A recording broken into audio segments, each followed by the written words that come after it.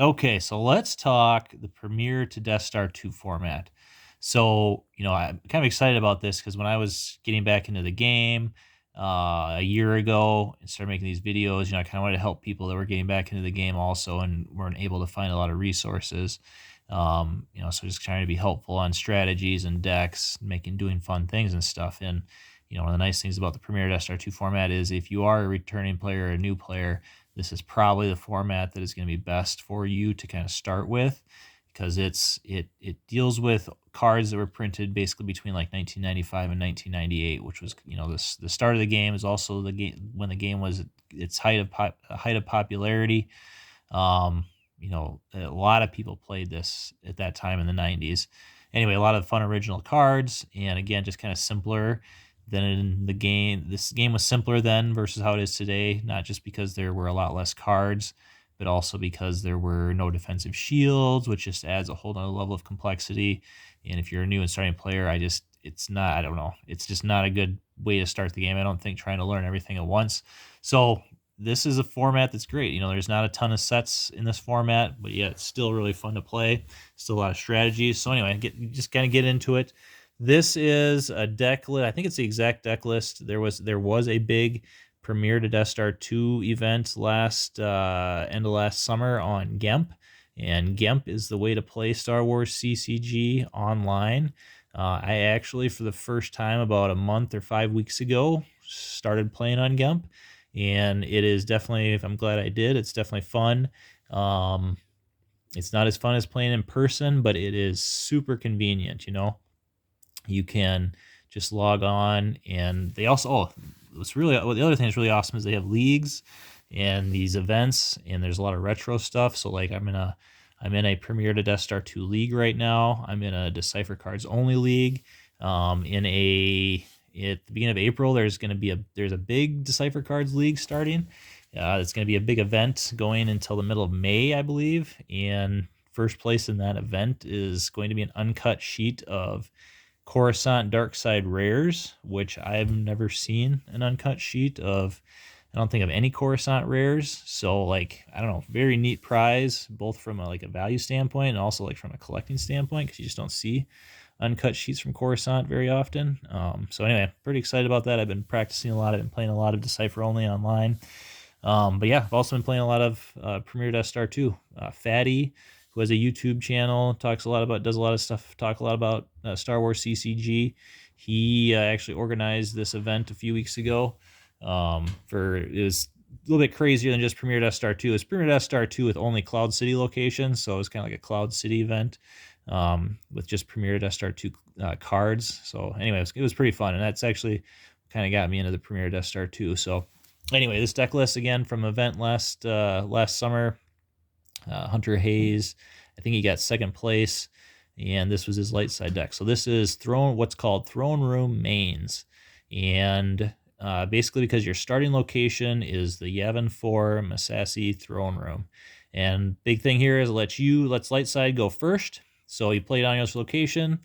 The starting effect is a starting effect called Careful Planning. You not play an objective, you deploy from reserve deck, 1 battleground site or 2 diamond sites. So the 2 diamond sites is what we are getting. There's this farm site, and I don't know, basically this is just, nice thing with these sites like this is you can play them to any system, play them to match with any system except for the ones that it specifically says you can't deploy them to. This one gives you 2 force, gives your opponent 1 force. I mean, that's really about all this one does. Then we've got the swamp. Swamp gives you 1 force, gives your opponent 1 force. But the other thing that this does is it, once during each deploy phases, may deploy one creature from here to here from reserve deck. So this deck plays creatures, which is just crazy. I've never played a deck with creatures in it before. I bet you haven't either. This is the creature that plays Nudge, and it's got 2 in here. So what Nudge does is it cumulatively absorbs, temporary cancels 1 dark side force icon present. So what it essentially does is it takes away that dark side force icon on the swamp so that your opponent does not generate force. And that is the big strategy with this deck. The big strategy of this deck is to limit the amount of force that your opponent is generating and then you generate a lot of force. And that's just a big part of the way this deck works and why it's so good. There's an extra nudge in here, so you can also get a second one if you get a chance to. All right, then we got a couple of the signals in here. They're in here to use the 3 force to go get an effect and put it into hand. And there's a bunch of effects in here, and they're good. So most of the time, the effect that you're gonna go get is Goonie Tay. Oh, one thing I was gonna mention: how good is Nudge and the Swamp? It's so good that they made a defensive shield to basically cancel how good it is. That's how good it is. So another card that they also made a defensive shield to cancel. This card, Goonie Tay. Play on opponent's side of the table. All opponent's characters' ability greater than 2 are deploy +2. So you're trying to limit their force. You're also trying to make their characters, especially their really good characters, more expensive with Goonie Tay. So usually this is the effect that you're going to go get. If you can get a signal in your hand right away, first turn, use signal, go get Goonie Tay. Crushing. It's just crushing. Like, there's a lot of times where you might be generating 12, 13 force a turn, and your opponent is generating 6, 7, 8 force a turn. Plus Goonie Tay is out there. That alone is just really hard for a lot of decks to be able to handle. There's also Revolution in here. It rotates a location so that icon in the game text switch directions. So let's say maybe they've got a site out that generates them 2 force and generates you 0 force. Maybe you get Revolution out right away, hopefully early on, and you switch that site around so that you're generating 2 force from that site and they're generating 0 from that force from that site. We've got Honor of the Jedi. Each time you must lose force unless opponent occupies 3 battlegrounds. Reduce that force by 2 unless it's a force drain at a battleground. So like maybe if you're playing against decks that use a lot of insert cards, you might want to get this out so that, because some of these insert cards, when they come up, you're going to lose force for some reason or another. Maybe Sabak, if you're playing against a Sabak deck. Essentially this card is going to reduce the negative effects of some of those strategies that make you lose force that don't revolve around force draining. So this is an important effect sometimes. Battle plan. This is the effect that makes it really encourages people or decks to have both space and ground strategies. If you don't occupy both a system and a site, battleground system and a battleground site, you have to pay 3 to force drain. So that one is very important sometimes. We got this one that makes Dark Jedi defense value -1, cancels scanning crew and 3720 to 1.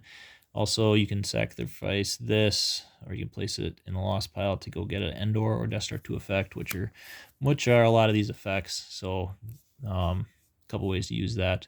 And then Draw Their Fire. This is a good effect for battling, especially if you're going to be the aggressor most often. And we got Order to Engage. So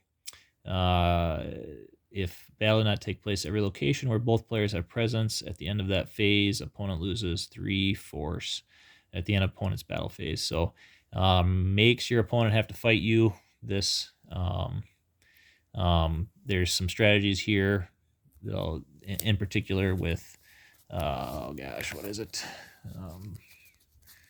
Clash of Sabers in particular. Kind of go over that here in a minute, but then we get into the characters, and there's 3 Luke Jedi Knights in here. There aren't a ton of characters in this deck, but there's kind of some reliance on a couple in particular. Luke being one of them. I will tell you that Bring Him Before Me, the objective Bring Him Before Me, is a really tough matchup for this deck because they play Vader out. Vader captures Luke. And Luke is, like I said, Luke is very important in this deck. So without Luke, it makes it really tough. There's 3 Obi-Wan with lightsabers in the deck. This is also a very important character. You kind of want to be careful. You want to be a little choosy about where you deploy your characters. There's not a lot of ways to do big force drains with this deck, so it is very important. You're not going to be able to race people on force draining. So don't deploy your character. I don't know. I would one suggestion I'd have is don't deploy a character somewhere where they might get stuck there, like Obi-Wan and Luke, where they get stuck there and they're not doing a whole lot. Having a docking bay nearby is a good place to deploy somebody. We got 2 Leia with blaster rifles, really good. 1 Han with blaster, and then 1 Captain Han Solo. So depending on kind of what you're trying to do, Han good for sights, and then Captain Han really good on the Millennium Falcon. So depending on if you're trying to go with, if you have the Falcon in play, if you want to go to space, you're going to want, Captain Han is going to be your best card with the Falcon. We've got a Wedge, he's a good pilot. We've got Tau. There's 3 characters in here.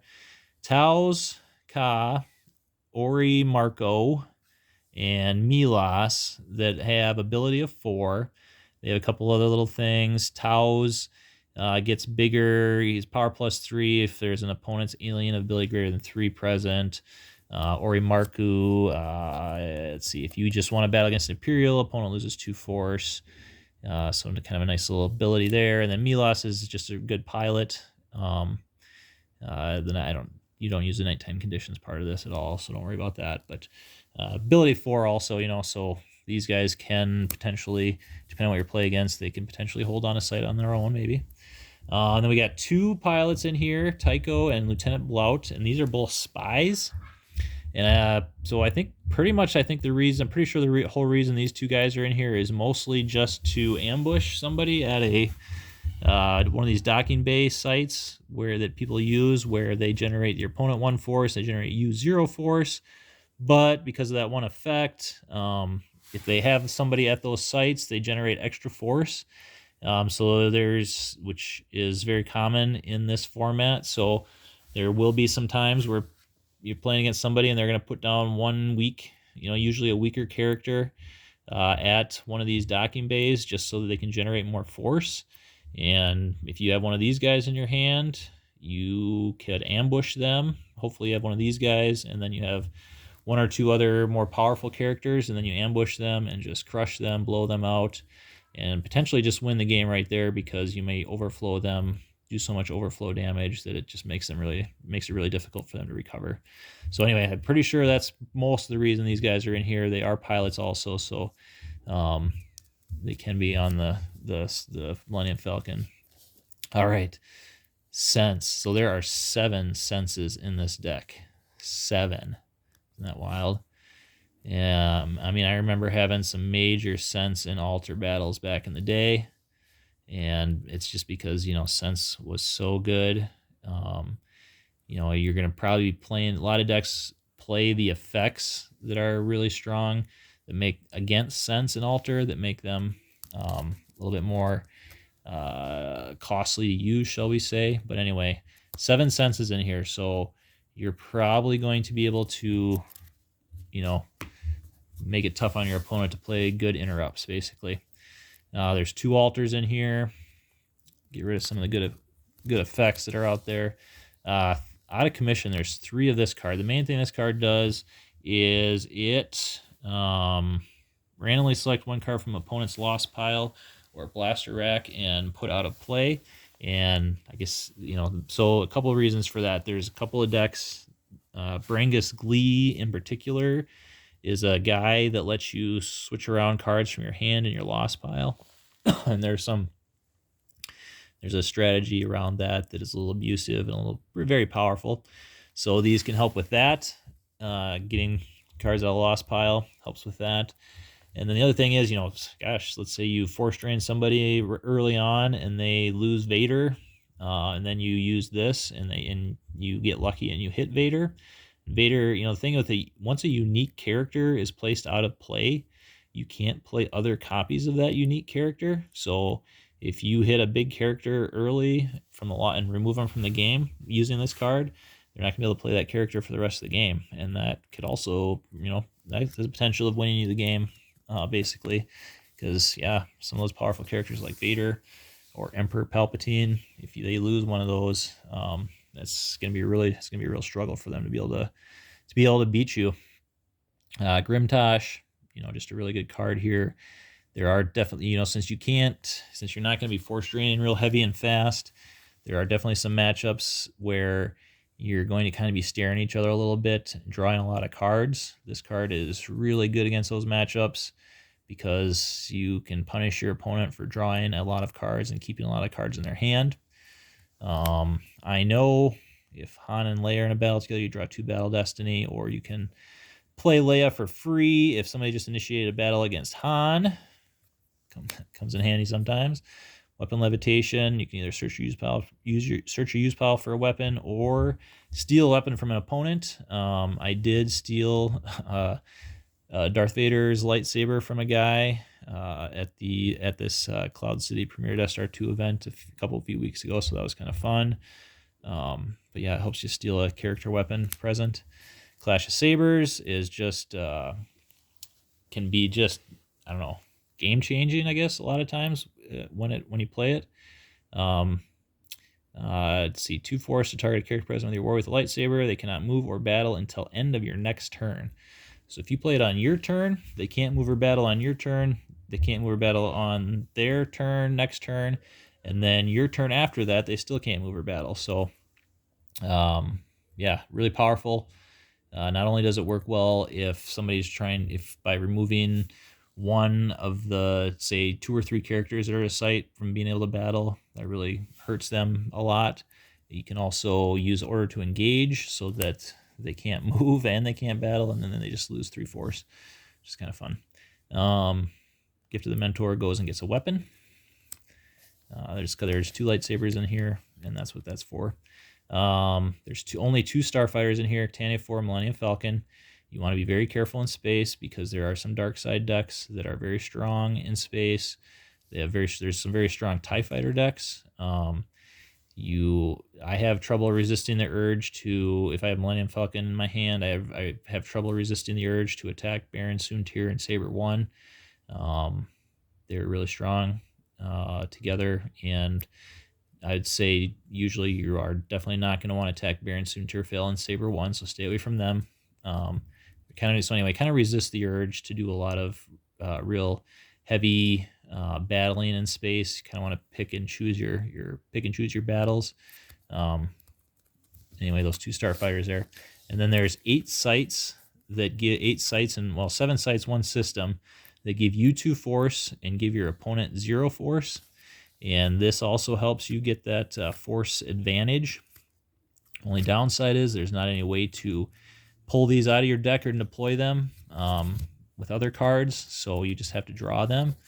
But yeah, if you start off the game with like 2 of these in your hand, that really helps your odds of winning a lot, because that just adds 4 force per turn. And like I said, your opponent, because of what you're doing, your opponent is going to be struggling with force. So anyway, the only downside is of course, since you can't pull these out of your deck with other cards, you're going to draw these for Battle Destiny or for Weapon Destiny decently often, unfortunately. So be ready for that. And then there's 2 weapons. You got an Anakin's lightsaber and a Luke's lightsaber. These are very important. I mean, Luke's lightsaber on Luke is just unbelievable, really strong. Plus it adds to the force drain, which is important in this deck, again, because there's just not a lot of big force drain possibilities, because the sites in this deck anyway, the most you've got for your opponent is 1 dark side force. So you're not force drain a lot, basically, each site. So being able to add to the force drains is really huge. So yeah, these 2 are in there, and yeah, that's really about it. So yeah, I hope you learn a little something from the deck, and hope you want to play some Premier Death Star 2 format. Get on GEMP, play some Premier Death Star 2. Like I said, I think if you're learning the game or getting back into the game, or you're newer, I think this is probably the best format to play in. There's not as crazy much stuff going on, and it's still like a really fun format. There's still a lot of strategy involved.